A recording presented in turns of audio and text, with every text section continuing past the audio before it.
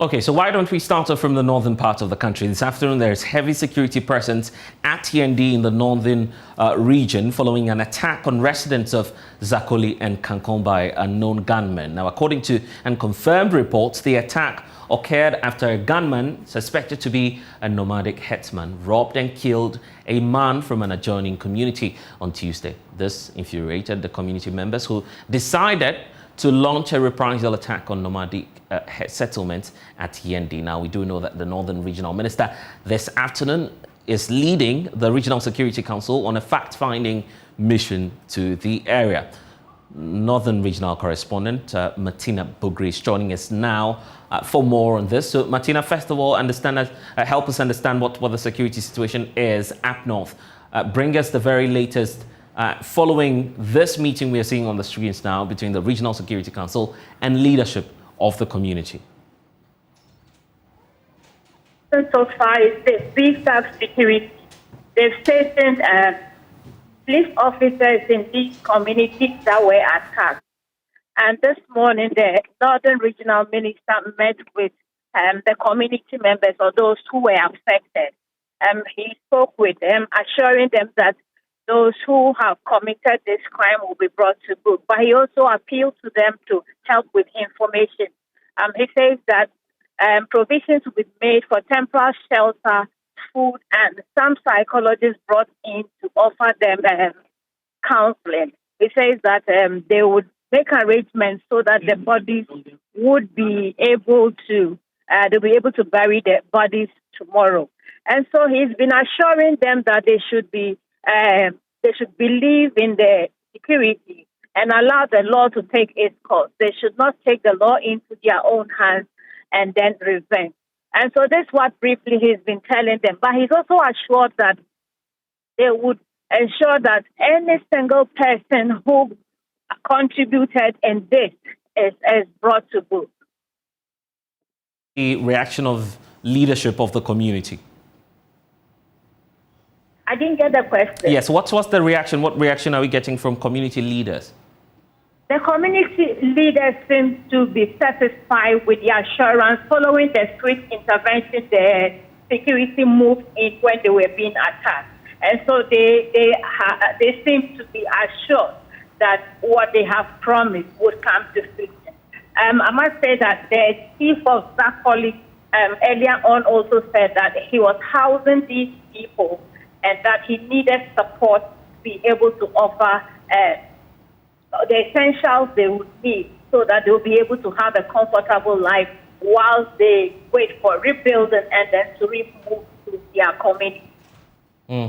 Martina Bugri, I'm grateful, giving us the latest on the Zakoli community up north. In fact, the northern region is not only the focal point here on the Pulse, we're also looking at the Volta region as well. We can now head there, where the Security Council has also directed all beer bars, drinking spots and other entertainment centres to be shut down at 10 p.m. Now, it follows an escalation of the bloody clashes between the youth and police in the area. The youth is alleged to have attacked the Akachi police station and destroyed some properties, including police vehicles, in retaliation to the alleged police brutality. And we do know that the Akachi Municipal Security Council, together with the regional bodies as well, are working on this, having a series of meetings. We'll bring you some updates as and when we have that.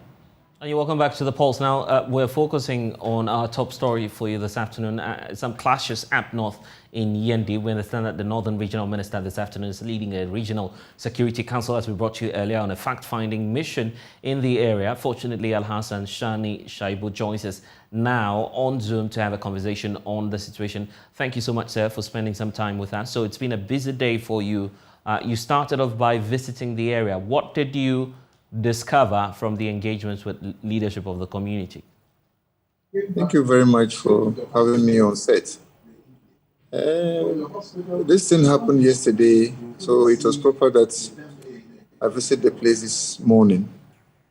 The regional police commander and his 2IC and some men were deployed yesterday in the evening to the area. So they slept overnight in that area, and we had to join. Other RECSEC members had to join him and his men this morning. Yes, I was asking earlier about what your checks were. I mean, what engagement transpired and what your findings were after that meeting.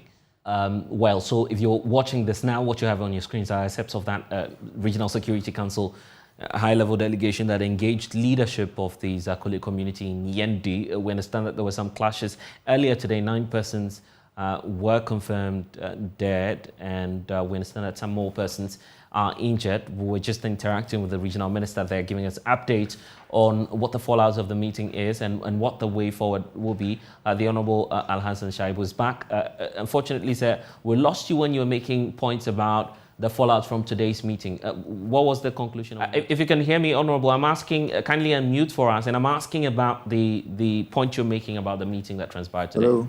Yes, I was asking about the fallout from the meeting. We lost you there. Hello? Yes, I can hear you, sir. Honorable, kindly make the points for us, sir.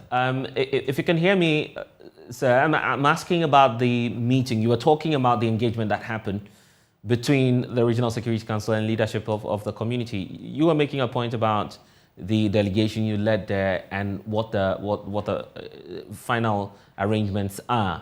What are you doing there to control the situation? Can you hear me now, sir? Yeah, so we're working the lines to get the Northern Regional Minister back on the lines with us. Well, let's take you back up north. The Northern Regional Minister, Alhaji Shaibu's, Al-Hassan Shaibu is joining us from the Northern region after today's engagement. Unfortunately, we lost you earlier. You were making a point about the meeting between the RECSEC and leadership of the community. So now going forward, what steps are you taking to ensure that there's peace in the area? I would not describe it as a clash. Right. This was an act of lawlessness that some unknown faces had perpetrated on the community, because the community they were taken by surprise and they suffered these losses. Now what we need to do is to calm them down so that we will put the security agencies at work so that we can find the perpetrators. But before that, the 8 lives that were lost should be buried. And some assistance given to those who have lost their livelihood, because their houses were burnt, their foodstuffs were burnt, even their clothing were all burnt. So the first thing that we need to do is to make sure that we resettle them and make sure that the dead are buried by tomorrow, because all the people who died are Muslims. And by this Islam culture, we bury quickly and to move on. So pathologists have been assigned to do that by close of tomorrow, by close of today and early tomorrow, so that they can be given the bodies for burial. Then while the RCC and the Yendi Municipal Assembly is doing its best to make sure that some aid goes to the community so that they can be resettled whilst we are looking for the perpetrators. We went to 3 other communities just to interact with them, to support us in the lookout for those people who perpetrated that heinous crime. And everybody seems to be agreeing with us, and the wheel of justice cries slowly, but we will surely get those who perpetrated that act. Obviously, what you want to avoid is reprisals, and I guess that's why I was asking about the steps you're taking. Are you deploying some men to the area? Oh yes, we have deployed police to the area. All the 3 communities that were affected, we have deployed police there since yesterday in the evening. And as we move out, the police reinforcement came from Tamale to reinforce the numbers that we have in those communities. So police presence is very much clear there. I think that we are doing all our possible best to prevent this reprisal attack. That is the reason why we are thinking of allowing them to bury quickly. So if they finish with the burial, tempest would have come down for us to have cool heads to prevail. Because as it is now, nobody knows the motive for which this heinous crime was perpetrated. So these are all questions that the people keep asking. In the words of one old lady who has lost a child, the only son, he asked me, what crime have I committed, or what crime did my son commit to be murdered in daylight like this? Because we didn't know about anything, only for people to come in and start shooting at us.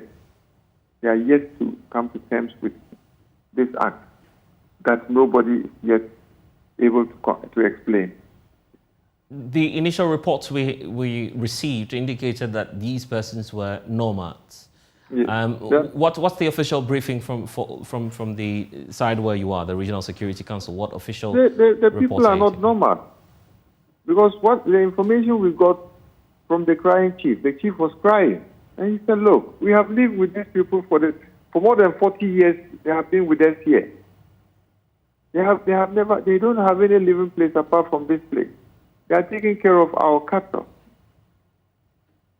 And if anybody describes them as nomads, we will be surprised. I'm quoting the chief, what the chief said.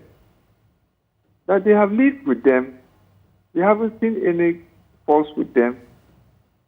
For somebody to just pump in and start killing them, it's something that amazes him. And in fact, at this point, he burst into tears. So you're agreeing you're agreeing with the point that it's quite unlikely that someone amongst these nomads will just moving and start killing the people. So you suspect that this would not be the nomads as the initial reports we're hearing of? No, what they said was that those guys who came killing them were Konkombe. We were speaking Konkomba. That's what they have told us. And when we went to the other community, that is the Konkomba community, the chief collaborated that and said, but they don't know them. Because they were moving in, there were other Fulanis in that community too, and they were moving in and they had to warn them. And they were moving in a mob, and they just went away. They didn't enter the community and left. And they couldn't also identify them. That is the amazing part of the whole thing. Mm. And that is why the security forces were there, and they have to put their act and start their wheels to work. How much more time is the Ghana Police Service asking for in concluding reports on this matter? We haven't gotten there yet. We have just left the community. We came back to the Dewa Palace, and we have just arrived in Tamale to have a RegSec meeting. And that is where we will spell out all these things. When is that regional security meeting happening again? We are just in my office now. So that meeting is scheduled to start any moment from now? We don't have a full house. So just a few of us who attended are here to debrief ourselves and probably fix a larger meeting so that we can take a decision on. But are we certain that meeting would happen today, and what's your expectation going into that meeting? Today it may not happen because we are yet to have an engagement with the pathologist to try and finish this that postmortem tomorrow for us to release the body for burial. Mm. What's your message to family members who are far away receiving these reports, who may be anxious about instability in the area? The good thing is that the Fulani community chiefs, most of them have arrived there. They were there with us, and all that we had to tell them was to ask them to keep calm, for the law would surely do its work.